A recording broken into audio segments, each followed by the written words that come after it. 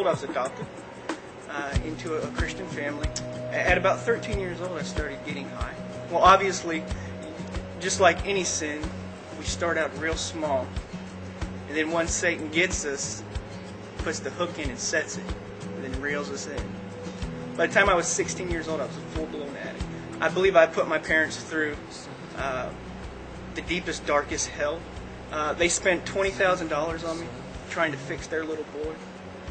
18 years old, I woke up after a binge to my mom and dad sitting over me saying, "We've packed your car, we love you, but you can't stay here." They said, "We're turning you over to the Lord. You're in His hands now." Here I am just puttering. Where do I go? What do I do? So I went to downtown Atlanta. I was introduced to all kinds of drugs. I can remember the first time I shot up, and the needle went in.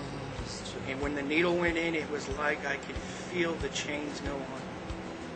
I was shackled, and I was a slave. I lived as a needle addict for about 4 or 5 years in the streets of Atlanta. I compromised myself in every single way, and my body in every single way for the sake of drugs. I hated church, and I hated God because I believed this was all God's fault. I believed I was a mistake. I just wanted to die. I wanted out. I just didn't want to live. And I took a belt and hung it around my neck in the shower of a drug dealer's bathroom.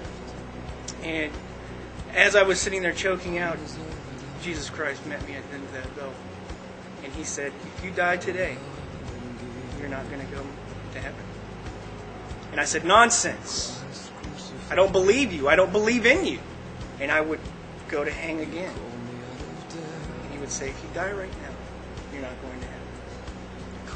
Well, about that time, the drug dealer came in, cuts me down off the belt, and basically says, "You can't die here. There's too much drugs here."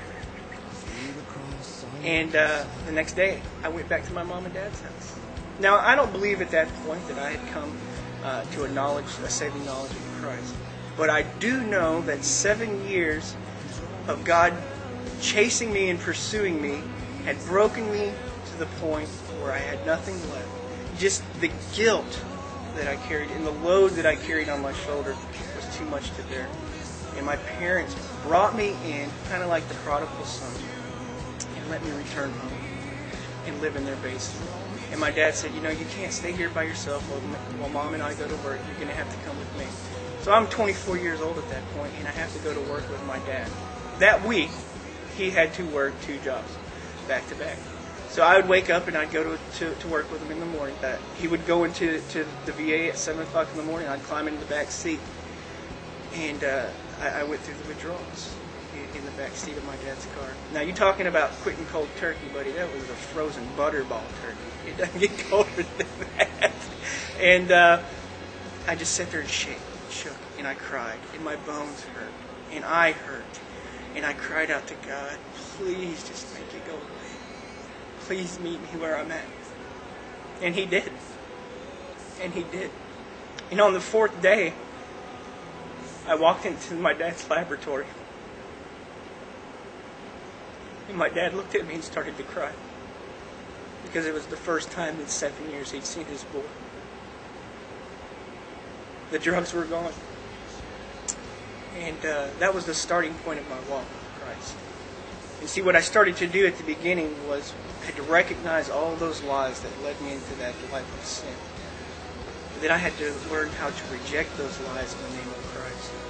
And then learn, and then to exchange those lies for the truth of Christ. And when I started to do that, man, I just started to get free. See, I didn't need a Band-Aid for my sin problem. I needed a solution for my sin problem. I didn't want to improve the old Todd Coe, put a suit on and come to church. I wanted that old Todd Coe to die so that a new Todd Coe could live. And these are the truths that set me free. Amazing grace, how sweet the sound. And it was a beautiful song because I understood that if I were the only person in this world, in the state that I was in, He still would have sent His Son, Jesus, to die on that cross to save me.